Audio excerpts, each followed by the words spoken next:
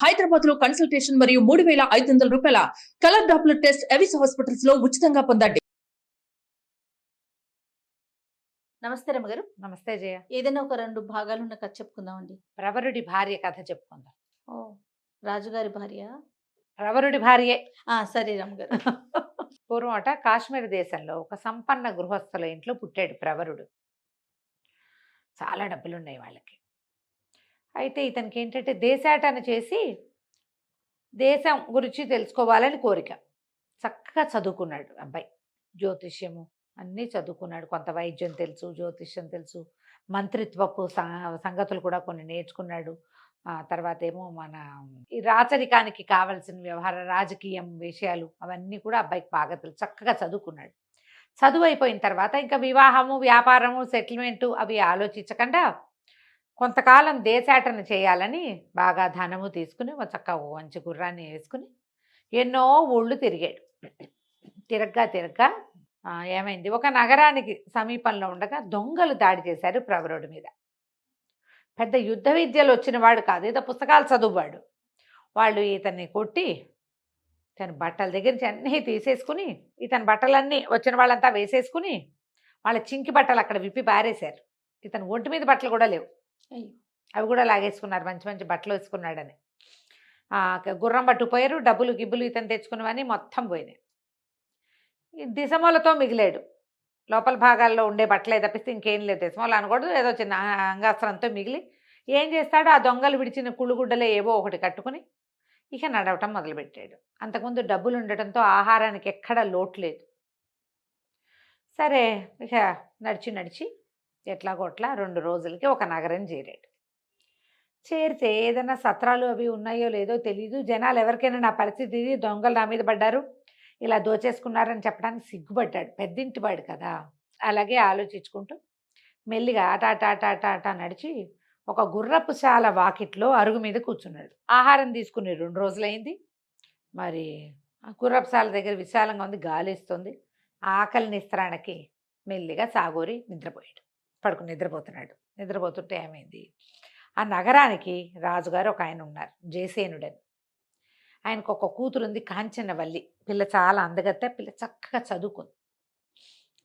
తండ్రి పెళ్లి చేయాలని భావించాడు.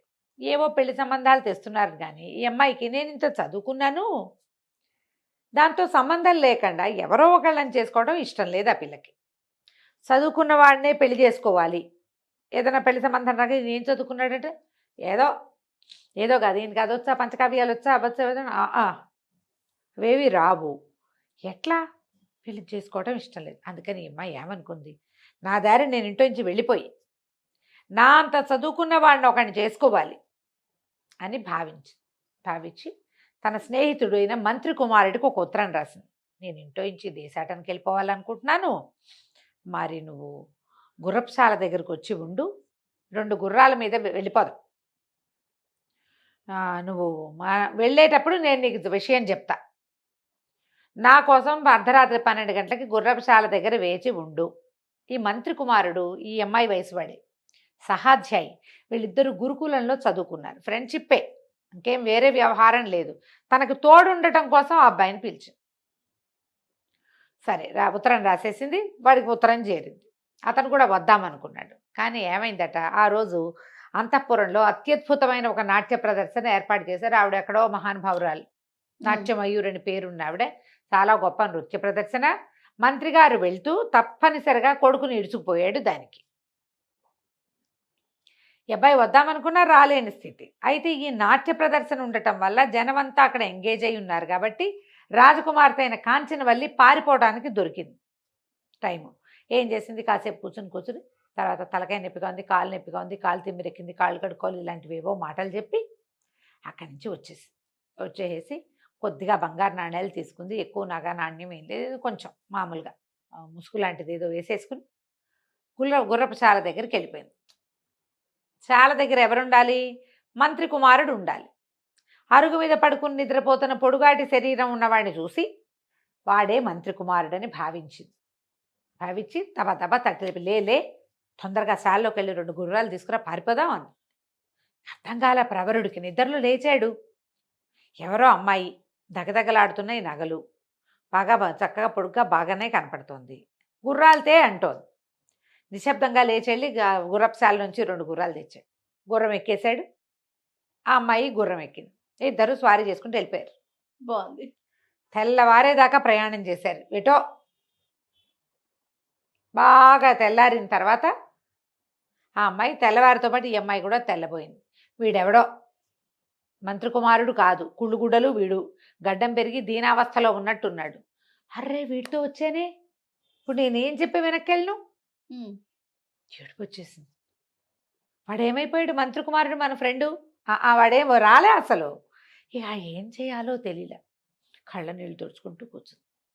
ఇతనికి పిల్ల అందంగా ఉంది తెలిసింది. సరే ఏం చేశాడు? చెట్టు కింద ఆపుకున్నారు. కాసేపు అట్లాగే సోకించింది. ఇంకేం చేయాలో తెలియక ఏదైనా చెట్టు ఎక్కి 2 పళ్ళు దోముకునేందుకు 2 పుల్లలు విరిచి ఓ పుల్ల తెచ్చి అమ్మాయి ముందు పడేశాడు. పళ్ళు దోముకుంది. అక్కడ ఏదో చిన్న నది లాంటిది. మొహం కడుక్కున్నారు. మొహాలు కడుక్కుని 2 అడుగులు ముందుకెళ్ళారు. అక్కడి నుంచి మరి బయలుదేరి వెళ్ళాలి. ఆ నది బల్లకట్టు దాటడానికి ఒక అవకాశం ఉన్న ప్రాంతానికి చేరారు. చేరితే ఏమైంది? బల్లకట్టు మీద ప్రయాణం చేయాలి. ఇంతలో ఆ బల్లకట్టు దగ్గర ఒక ముసలావిడ, బల్లకట్టు నడుపుతాడు కదా, పంటో ఏదో అంటారు, పంటు దాని పేరు. ఈ ఒక ప్రవాహానికి ఇటు నుంచి అటు మార్చేదమా వెళ్తుందనమాట. దాంట్లో మన వాహనాలు కూడా ఎక్కించవచ్చు. ఈ గోదావరి జిల్లాలో ఉండే వాళ్ళకి ఈ పంట సంగతి తెలుస్తుంది. అదేమిటో పంటు అంటారు, అదేమిటో ఎఫ్ఓపిఓ నాకు తెలీదు. ఓకే. మనం కొన్ని సినిమాల్లో కూడా మనకి దాటని చూస్తాం. బల్లకట్టు బల్లకట్టు అంటే అదే. అక్కడి నుంచి ఒక ముసలావిడ బతిమలాడుతుంది. బాబు బాబు డబ్బులు లేవునైనా అవతల దారి చేయొచ్చు, బేద్దాన్ని ఎప్పుడో ఖాళీ ఉన్నప్పుడు ఇటు వచ్చాను, ఇంకా నాకు ఇక్కడ పని దొరకట్లేదని బతిమలాడుతుంటే వాడు ఒప్పుకోట్ల. నేను అటు నుంచి ఇటు నుంచి మారుస్తానా, రూపాయి లేకుండా నేను ఎట్లా చేస్తాను, నేను అట్లా చేయను అన్నాడు. ఇప్పుడు డబ్బులు కావాలి అని అర్థమైంది ఈ కుర్రాడికి, ప్రవరుడికి. ఆ అమ్మాయికి వీడి దగ్గర ఏం డబ్బులు ఉన్నాయి, వీడితో అంతా దొంగలెత్తిపోయారు కదా. చూసేసరికి ఆవిడేం చేసింది, ఇంకేం చేస్తుంది, వీడితో వచ్చాం వీడితోటే ఉండాలిగా. ఆ కొంగు చివరి మూట కట్టుకొచ్చింది నాణేలు. ఓ నాణ్యం తీసి అక్కడ పెట్టింది.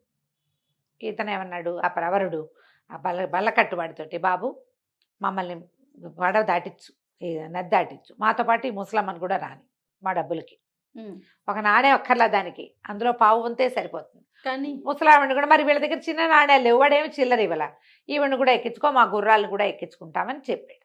చెప్తే సరేనన్నాడు. ముసలావిడ కూడా వచ్చింది. ఆవిడ ఏమనుకుంది, చక్కగా ఉన్నాడు కుర్రాడు, మాటలు మార్చిపోయింది, పిల్ల అందంగా ఉంది, భార్య భర్తలు అయి ఉంటారు అని భావించింది. యువతలకు వచ్చాక ఏమంది, అది హేలాపురం అని ఒక నగరం.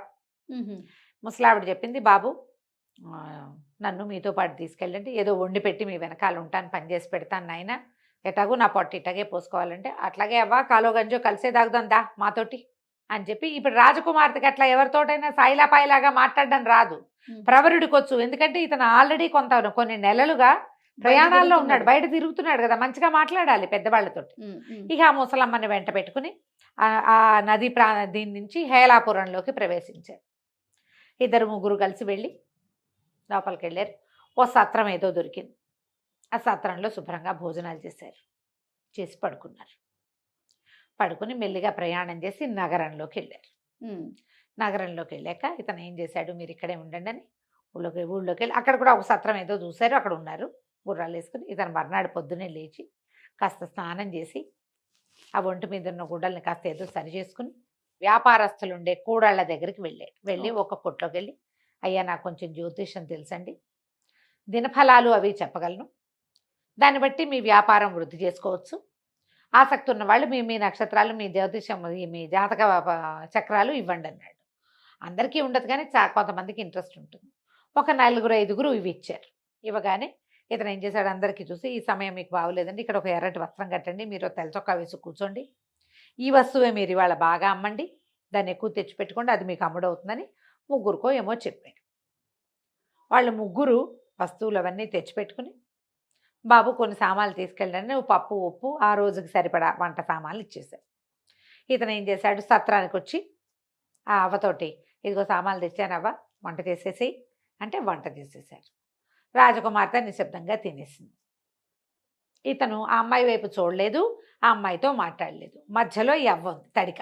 ఎవరైనా సరే అవ్వకే చెప్తారు, వీళ్ళిద్దరూ ఏదో మాట్లాడుకోరు, అలకగా ఉంటారు, కానీ భార్యాభర్తలేనని నమ్మింది ఆవిడే. ఉమ్. ఇతను ఒక రెండో రోజు వీళ్ళు వెళ్ళేసరికల్లా ఈ ముగ్గురికి ఇంకో ముగ్గురు తయారయ్యారు. రండి అయ్యగారు అని చెప్పి ఒక ఆయన బట్టల కొట్టు ఆయన ఉన్నాడు. ఆయన చక్కగా మంచి మేలు వస్త్రాలు చింపించి ఈయనకు ఒక అంగరఖాలు లాంటివి కుట్టిచ్చేసాడు. 2 గంటల్లో 2 జతల బట్టలు ఇచ్చాడు. స్త్రీజనం ఉన్నారని తెలుసుకుని ముసలమ్మకు 2 చీరలు, రాకుమార్తెకు 2 వస్త్రాలు ఇచ్చాడు. వ్యాపారం వాళ్ళది అభివృద్ధి అవుతుంది. క్రమంగా ఈయనకి క్లయింట్స్ పెరిగారు. పెరిగారు. పెరగ్గా ముందుకెళ్తుంటే ఏముంది, క్రమంగా వీళ్ళు వంట చేసుకునే సాధనాలు పెరిగినాయి, చక్కగా వంట రుచికరంగా పెరిగింది. ఇతనికి మంచి పేరు వచ్చింది. ఉమ్. వ్యాపార సముదాయాల్లో అందరూ మంచి మంచి మాటలే చెప్పుకుంటున్నారు. క్రమంగా ఇతనికి ఏమేమి వచ్చు అని తెలుసుకున్నారు. ఈ అబ్బాయి జమాలజీ వచ్చు ఇతనికి. రత్నాలని గణించటం, ఈ రత్నం మంచిదా కాదా, దీనికి ఇంత రేటు పెట్టచ్చా పెట్టకూడదా, అవి కూడా చెప్పగలడు. బాగా వ్యాపార సముదాయాల్లో ఎంత పేరు వచ్చిందో, చాలా పేరు వచ్చింది. ఆ ఊళ్ళో ఉన్న రత్నాల వర్తకుల్లో ఒక ఆయన, అయ్యగారు మీరు అటు ఇటు తిరగద్దు, మా కొట్లో నౌకరికి ఉండండి. ఉహు. వీళ్ళందరికీ మంచి మాటలు చెప్తూ వాళ్ళ దగ్గర నుంచి వచ్చేది వస్తూ ఉంటుంది. నేను నెల జీతం ఇస్తా, నాకు రోజు వచ్చే వజ్రాలని వాటి వెల వాటి ఇది, దానికోసం మీరు మాకు పనిచేస్తారు చేస్తారు కదా, నాణ్యత చూడడానికి, దాన్ని ఏదో అప్రైజరో ఏదో అంటారు, ఉమ్. ఉండండి అన్నారు. సరే అక్కడే ఉన్నాడు. నెల జీతాలు వస్తున్నాయి. చక్కగా ఇల్లు వాకిలి ఏర్పరచుకున్నాడు. ఆ అమ్మాయిని పెట్టుకుని ఉన్నాడు. కాంచనవల్లి ఇతని భార్యగానే చెలామణి అవుతుంది, కానీ వాళ్ళిద్దరి మధ్య మాటలు కూడా లేవు. సరే ఏమైంది, ఆ కందర్పకేతు అని ఆ హేలాపురి నగరానికి రాజు. ఉమ్. ఆయన దగ్గరికి ఎవరో ఒక వర్తకుడు ఒక బ్రహ్మాండమైన వజ్రం తెచ్చాడు. కోట్లు విలువ చేసేది. రేటు కట్టించి తీసుకుంటామన్నాడు రాజు. ఈ ఊళ్ళో ఉన్న వజ్రాల వర్తకులు, రత్నాల వర్తకులు ఉంటారు కదా, వీళ్ళందరినీ పిలిచాడు కందర్పకేతువు. పిలిస్తే అందరూ వచ్చారు. వీళ్లలో ఈ మన ప్రవరుణ్ణి నౌకరికి ఉంచుకున్న ఆయనకు కూడా పిలుపు వచ్చింది. ఆయన వెళ్తూ రండి బాబు అని ఈయన్ని కూడా వెంబడి పెట్టుకెళ్ళాడు, ప్రవరుణ్ణి కూడా. అందరూ 50 లక్షలు అన్నారు, 70 లక్షలు అన్నారు, 1 కోటి అన్నారు, 2 కోట్లు అన్నారు. ప్రవరుడు వంత వస్తే బాగా చూసి రూపాయి దీని విలువ. ఆ రూపాయి కూడా దీన్ని నగిషి పెట్టాడు కదా, ఒకడు వజ్రాన్ని చేస్తారు కదా, నగిషి పెడతారు కోణాలు వచ్చేలాగా. ఆ పనివాడికి ఆ రూపాయి ఇవ్వాలి, ఇది గుడ్డి గవ్వకి విలువ చేయదు. పని చేశాడు కాబట్టి వాడికి రూపాయి అనగానే ఆ వర్తకుడు పెద్ద పెద్ద కేకలు పెట్టాడు. ఇంత మాట అంటావా, వీళ్ళందరూ కోట్లు చెప్తే నువ్వు ఈ మాట అంటావా, ప్రూవ్ చేయి దీన్ని, ప్రూవ్ చేయండి అంటే ప్రూవ్ చేస్తానని ప్రవరుడు ఏం చేశాడు, ఒక ఇనప రాయి ఒకటి తెప్పించండి, 1 కేజీ రవీసరాయి లాంటిది. ఈ ప్రవరుడు ఆ రాయి తెప్పించగానే ఈ వజ్రాన్ని వేసి దానికి వేసుకుంటాడు. మామూలుగా వజ్రం పగలదు, ముక్కా చెక్క అయిపోయింది, గాజురాయి పగిలినట్టు. పగిలేసరికల్లా వర్తకుడు ఏడుపు ఒకటే తక్కువగా వెళ్ళిపోయాడు. ఆ అమ్మడానికి వచ్చినవాడు. కందర్పకేతు ఆశ్చర్యపోయాడు, ఇంతమంది చేయలేని పని వీడు చేయగలిగాడు. అక్కడి నుంచి ఆయన ప్రతిసారి సలహాకి సంప్రదింపుకి పిలవడం మొదలుపెట్టాడు. అక్కడి నుంచి వ్యాపారస్తుల్లో కొంతమంది ఈయన ముహూర్తాలు బాగా పెడతాడండి, టైం గణన బాగా చేస్తాడు, ప్రయాణాలకి ఈయన పెట్టే ముహూర్తం ఆనందాది యోగాలు చాలా బాగా చెప్తాడని క్రమంగా చెప్పుకున్నారు. ఈ రాజుగారు ఎంతసేపు పిలిచేవాడు. పిలిచి కొన్నాళ్ళకి ఏమైంది, కందర్పకేతువు గారి మంత్రి చనిపోయాడు. ఈయనకేమనిపించింది, మనం ప్రవరుణ్ణే పెట్టుకుందాం మంత్రిగా. ఇతనికి అన్ని విషయాలు తెలుసు, రాజకీయ వ్యవహారాలు తెలుసు, జ్యోతిష్ వ్యవహారము తెలుసు, రత్నాలు రాసులు వాటి గురించి కూడా, యుద్ధ విద్యలు రావంతే కానీ వాటి విషయం తెలుసు ఇతనికి. అందుకని ప్రవరుణ్ణి మంత్రిని చేశారు. మంత్రి అయ్యాక అప్పుడు ప్రవరుడి కుటుంబం గురించి అందరికీ ప్రశ్న వచ్చింది, ఎవరు ఏమిటి ఏంటి సంగతి అని. అయితే ఈ ప్రవరుడిట్లో ఒక చాకలమ్మాయి బట్టలు ఉతికేది. ఆవిడే రాణిగారి అంతఃపురం, అమ్మాయే రాణిగారి అంతఃపురానికి కూడా వచ్చేది. దాని ద్వారా మంత్రి గారు ప్రవరుడి భార్య మహాద్భుత సౌందర్యవతని ప్రచారంలోకి వచ్చింది. రాజుగారికి రాణిగారికి తెలిసింది, అబ్బో కొత్త మంత్రి గారి భార్య భలే అందగతిటండి, చాకలు చెప్పిందని చెప్పి ఈయనకి ఆ సౌందర్యవతిని చూద్దామనిపించింది రాజుగారికి. ప్రవరుడి భార్య చాలా అందగత్తని చాకలు దాని వల్ల విని రాజుగారు చూద్దాం అనుకున్నాడు. మీ ఆవిడని చూపించు అంటే బాగోదు కాదు రమ్మగారు, బాగుంది అనగానే కదా, మామూలుగా చూద్దాం అనుకున్నాడు. అయితే ఏమైంది, ఎలా పిలుస్తాం, ఎలా చూపించమని అడుగుతాం, అందుకని బాగా ఆలోచించి ఇవాళ భోజనానికి రండి మా ఇంటికి అని రాజుగారు ప్రవరుణ్ణి పిలిచాడు. ప్రవరుణ్ణి తనతో పాటు సహపంక్తి భోజనాన్ని కూర్చోబెట్టుకుని రాణిగారితో వడ్డం చేయించాడు. ఇప్పుడు రాణిగారే వడ్డం చేసినప్పుడు రేపొద్దున మనం కూడా భోజనాన్ని పిలిస్తే మన ఆవిడే వడ్డించాలి. అర్థం కాలే. మీ ఇంటికి భోజనానికి ఎప్పుడు పిలుస్తున్నావు నన్ను అని హింట్గా అడిగాడు. అడిగేసరికి తనకి తెలియలా ఏం చెయ్యాలో. పెళ్ళన్నా చేసుకోలేదా, పిల్లెవరో ఏదో వచ్చేసింది మన వెనకాల. ఇది అవివాహిత అమ్మాయిని, పరస్త్రీని ఎట్లా భోజనం వంట చెయ్యని ఎట్లా చెప్తాము అని ఈయన ఆలోచించుకుంటూ కూర్చున్నాడు. ఇంటికి వెళ్ళాక ఇక్కడికి రాజుగారింటికి తీసుకొచ్చాడు మరి. లేదు, తను ఒక్కడే వచ్చాడు భోజనానికి. ఇప్పుడు రాజేమో రాణితో వడ్డింపించాడు. అక్కడ మరి ఇప్పుడు మన ఇంట్లో మన భార్యతో వడ్డించాలి. పని వాళ్ళు వడ్డిస్తే బాగోదు. అందరు బోళ్ళంతా పరిచారికా జనం ఉండి రాణిగారి స్వయంగా వడ్డించినప్పుడు ఇంటికైనా ఇల్లాలు వడ్డించద్దు ఆలోచిస్తున్నాడు. సరే ఆ పూట భోజనానికి రాత్రి ఏమిటి ఇతనికి, ఆ అమ్మాయికి ఏమనిపించింది, ఇతను ఏదో నా విషయమే మొహమాట పడుతున్నాడు ఏదో అడగడానికి అనుకుని ముసలమ్మతో ఏం చెప్పిందంటే, ఏం కావాలంటే అది చెప్పమనవ్వా, తను అడిగితే చెయ్యని వాళ్ళు ఎవరు ఇక్కడ, విషయం చెప్పమను, భోజనానికి రమ్మను అని పిలిచింది. ఓ గదిలోనే ఆయన అటు ఈవిడిటు కూర్చుని తినేవాళ్ళు. అప్పుడు ఈయన ఏం చెప్పాడు, సరే అవ్వ రమ్మందిగా భోజనానికి రమ్మంది, అమ్మాయి నువ్వు చెప్తే కాదని వాళ్ళు ఎవరిక్కడ అంటోంది, ఏమిటో నీ మనసులో ఉన్నమాట చెప్పినాయన అంటే, రాజుగారి ఇంట్లో భోజనానికి వెళ్ళాను, వాళ్ళ ఇంట్లో ఏమో రాణిగారితో వడ్డించారు, నీ ఇంటికి భోజనానికి ఎప్పుడు పిలుస్తావో, నువ్వు మంత్రి అయ్యావు అని అడిగాడు. ఎట్లా వెళ్ళవాలా అని భయంగా ఉంది అంటే, అందులో వెంటనే ఈ అమ్మాయి ఏముంది ఆ పక్కన అన్నం తింటూ, రాజకుమారి కాంచన్వల్లి, ఏముంది ఇందులో, నాకైనా వంటరాందాన్ని కాను, నేను అన్ని శాస్త్రాలతో పాటు పాకశాస్త్రము నేర్చుకున్నా, వడ్డన చేయటం వచ్చు, రమ్మను, నువ్వు ఏ రోజు భోజనాన్ని పిలిస్తే ఆ రోజున కూర్చోబెట్టి నన్ను భోజనం పెట్టట్లేదు, నాకు సంపాదించి నన్ను పోషిస్తున్న మనిషి ఆయన అవుననుకుంటే నేను కాదని ఎందుకంటాను, పిలవమను ఏ రోజుకి భోజనాన్ని పిలుస్తానంటే ఆ రోజు కానీ తను సంతోషించాడు. రాజుగారి గోల ఏమిటి, ఇవాళ మంత్రి అయ్యాడు కానీ ప్రవరుడు సామాన్యుడు, అతను ఏ స్థితిలో ఈ ఊళ్ళో హేలాపురి నగరంలోకి వచ్చాడో వర్తకులు చాలామంది చెప్పారు, బహుపేదగా వచ్చాడు, మా అందరికీ మంచి చేసి ఆయన పెద్దవాడయ్యాడు అని. అంత పేదవాడికి ఇంత బ్యూటిఫుల్ వైఫ్ ఎలా ఉండొచ్చు అనుకో, రాజుకు అలా అనిపించింది. ఆయనకు చూద్దామని అక్కడి నుంచి ఏం చేసింది, ఫలానా రోజు రాజుగారి భోజనానికి వస్తాడని చెప్పారు. ఆ రోజున ఈ అమ్మాయి చేతనైనంత చక్కటివి వాళ్ళ ఊరి వంటకాలన్నీ వండి ఏం చేసింది, చకచకా బట్టలు మార్చుకోవటం ఒక విద్య వచ్చు ఆ అమ్మాయికి. చటుక్కుని డ్రెస్ చేంజ్ చేసుకోగలదు. కొంతమంది చేస్తారు చూడు, నేను 2 నిమిషాల్లో వచ్చేస్తానంటావు నువ్వు. ఈ అమ్మాయి ఏం చేసింది, మొదట రాజుగారికి వడ్డం చేసినప్పుడు జారుముడి లేత రంగు పట్టుచీర కట్టుకుని, సగం మారు వడ్డనకి ఇంకో రకం అలంకారంతో జారుముడి మానేసి చక్కమని జుట్టు పైకి ముడుచుకుని దాని నిండా పువ్వులు పెట్టుకుని లేత రంగు చీర విడిచి ముదురు రంగు చీర కట్టుకుని రెండోసారి వచ్చింది. మామూలుగా అన్నీ వడ్డించాక నెయ్యి వేసేటప్పటి వరకు ఒకటి, కూర్చున్నాక కూరలు పప్పు మళ్ళీ అందిస్తాంగా మారువడ్డని అంటారు. రెండోసారికి ఏమో 2 నిమిషాల్లో వీళ్ళు పరిచయం బట్టి తిని 4 ముద్దలు తిని కూర పప్పుల్లోకి మళ్ళీ వచ్చేసరికి రెండో అవతారంతో వచ్చింది. ఈయన మొదట వచ్చిన అమ్మాయిని చూశాడు, రెండోసారి వచ్చిన అమ్మాయిని చూశాడు, వీళ్ళిద్దరూ ఒకటేననుకోలే రాజు. ఇంటికి వెళ్ళాక ఏమో ప్రవరుడికి ఒక భార్య అనుకుంటున్నాం, కాదు 2 భార్యలు చక్కటి చుక్కలు అనుకో, ఇద్దరును పోనీలే. ఒక అమ్మాయి ఒక రవ సన్నగా ఉంది, రెండో అమ్మాయి ఒక రవ స్థూలంగా ఉంది, చక్కగా ఉన్నారు. ఎందుకంటే లేత రంగు చీరల్లో అంత సన్నగా కనపడరు, ముదురు రంగు చీరల్లో స్లిమ్గా కనిపిస్తారు. ఆశ్చర్యపోయింది. అవునా అంది రాణిగారు. ఆవిడకు కూడా ఆ అందగత్తి ఏమిటో చూద్దామనిపించింది. రాజుగారు రకరకాల సౌందర్యవతలను చూసేవాడు.